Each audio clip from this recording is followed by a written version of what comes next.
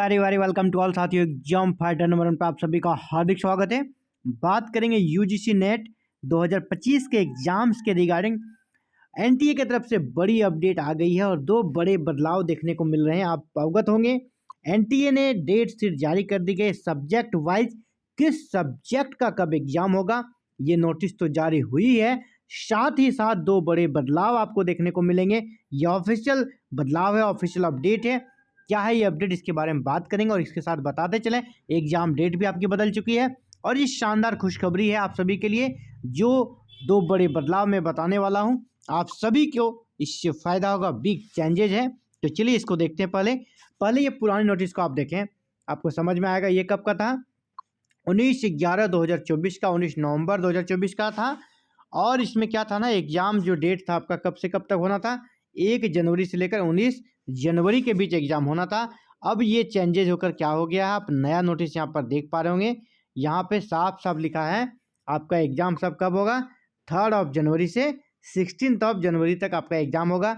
यानी 2 दिन आपको यहाँ स्टार्टिंग में बचत हो रहा है, 2 दिन का बचत हो रहा है स्टार्टिंग में, यानी 2 दिन आपको एक्स्ट्रा पढ़ने का अवसर मिल रहा है। तो ये आपके लिए अच्छी खबर है, आप 2 दिन और ज़्यादा रिवीजन कर सकेंगे। एक की जगह 3 जनवरी से होगा, क्योंकि फर्स्ट ईयर हर कोई कर सकता है, एक अलग मूड में रहता है नए साल में, इसलिए अब 1 जनवरी को छोड़कर इसे 3 जनवरी कर दिया गया है। इसके अलावा डेट शीट ये तो है ही किस सब्जेक्ट का कब एग्जाम होगा, आप इसको देख लें। जैसे कि 3 जनवरी को पब्लिक एडमिनिस्ट्रेशन का एग्ज़ाम होना है आपका, कब 9 से लेकर 12 बजे तक, और 9 से लेकर 12 बजे तक आपका एग्जाम होगा पब्लिक एडमिनिस्ट्रेशन का।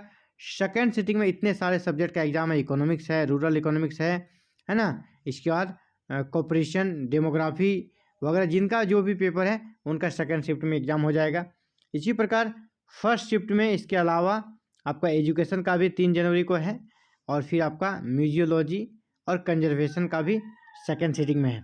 अगर 6 जनवरी की बात करें तो यहाँ पर देखिए इतने सारे सब्जेक्ट्स हैं। यहाँ पर सेकेंड सिटिंग की बात करें तो पॉलिटिकल साइंस है और कंपेरेटिव लिटरेचर है।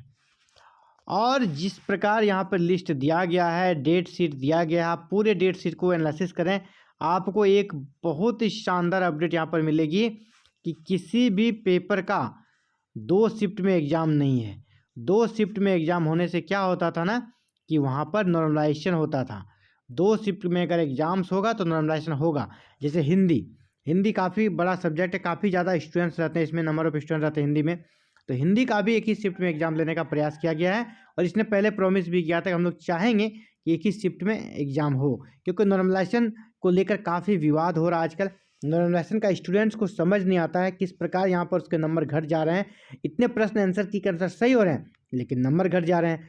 कौन से क्राइटेरिया के आधार पर, कौन से फार्मूला से नॉर्मलाइजेशन किया जाता है, ये आज तक किसी को बताया नहीं गया, इसलिए इस पर डाउट्स होता है, क्या पता इसमें कुछ घपला हो रहा है। इसीलिए अब ये आयोग को भी समझ में आ गया है, अलग अलग आयोग या तो एनटीए जैसी एजेंसी है, उन लोगों को ये चीज़ें समझ में आ गई कि अब इस प्रकार की चीज़ें करेंगे तो स्टूडेंट्स आक्रोशित होंगे। अभी आपने देखा होगा बीपीएससी में किस प्रकार का बवाल हुआ, नॉर्मलाइजेशन को हटाना पड़ा बीपीएससी को। नॉर्मलाइजेशन नहीं चलेगा आज के समय में। और भी कुछ सब्जेक्ट, जैसे बड़े सब्जेक्ट की बात करें, हिंदी का आपने देखा, जिस सब्जेक्ट पर डाउट है कि नहीं, उसका हमेशा आपका 2 शिफ्ट में एग्जाम्स होता था, उनका भी यहाँ पर 1 शिफ्ट में हो रहा है। आप अगर देखें एजुकेशन में भी काफ़ी ज़्यादा स्टूडेंट्स रहते हैं, तो एजुकेशन भी देखिए 1 शिफ्ट में आपका हो रहा है। हिंदी मैंने दिखा दिया आपको 1 शिफ्ट में हो रहा है, या 1 शिफ्ट में अगर एग्जाम हो रहा है तो फिर नॉर्मलाइजेशन का कोई सवाल ही नहीं है, आपका नॉर्मलाइजेशन होगा ही नहीं। देखिए इंग्लिश में भी आपका 1 शिफ्ट में है, सिंगल शिफ्ट है। पॉलिटिकल साइंस में भी काफ़ी स्टूडेंट रहते हैं, पॉलिटिकल साइंस भी सिंगल शिफ्ट में करने का प्रयास किया गया है।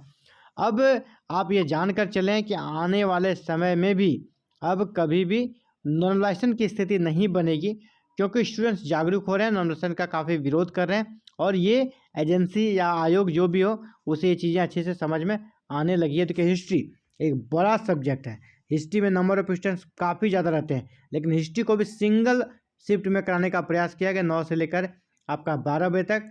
और ये आपका 10 जनवरी को हिस्ट्री का एग्जाम्स होना है सिंगल शिफ्ट में। यानी ऑलमोस्ट जितने भी सब्जेक्ट जो बड़े थे उनको हमने देख लिया, कहीं भी सेकेंड शिफ्ट में उसका एग्ज़ाम नहीं होना है, सिंगल शिफ्ट में एग्ज़ाम हो रहा है, यानी नॉर्मलाइजेशन नहीं होगा। तो ये 2 बड़ी अपडेट है आप सभी के लिए। पहला तो एग्जाम डेट चेंज हो गया, जिसमें आपको 2 दिनों का बेनिफिट्स मिल रहा है। इसके अलावा दूसरा जो बड़ा बदलाव है, ये सबसे बड़ा बदलाव है सेकेंड वाला, जहाँ नॉर्मलाइजेशन को एक तरह से कह सकते हैं हटाने का इसने प्रॉमिस किया था।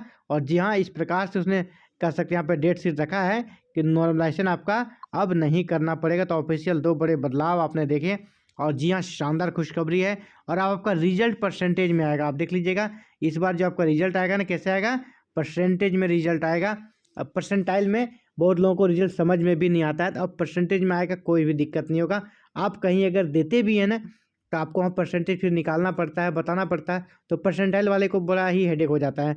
तो परसेंटेज रहेगा तो आप इससे का चिर परिचित शब्द है आपका प्रतिशत, परसेंटेज काफ़ी दिनों से आप जानते हैं, आपको कहीं कोई समस्या नहीं होने वाली है। तो NTA UGC नेट से जुड़ी हुई बड़ी अपडेट आप सभी के लिए। आगे इसी प्रकार हायर एजुकेशन से जुड़ी हर छोटी और बड़ी अपडेट्स को जानने के लिए चैनल को सब्सक्राइब करें, बेल आइकन को प्रेस करके ऑल बटन को जरूर क्लिक कर लें, क्योंकि ये चैनल हायर एजुकेशन को डेडिकेटेड चैनल है और आप सभी की सेवा में एवरीडे यहाँ 4 से 5 वीडियो अपलोड की जाती है। Thank you. जय हिंद, जय भारत।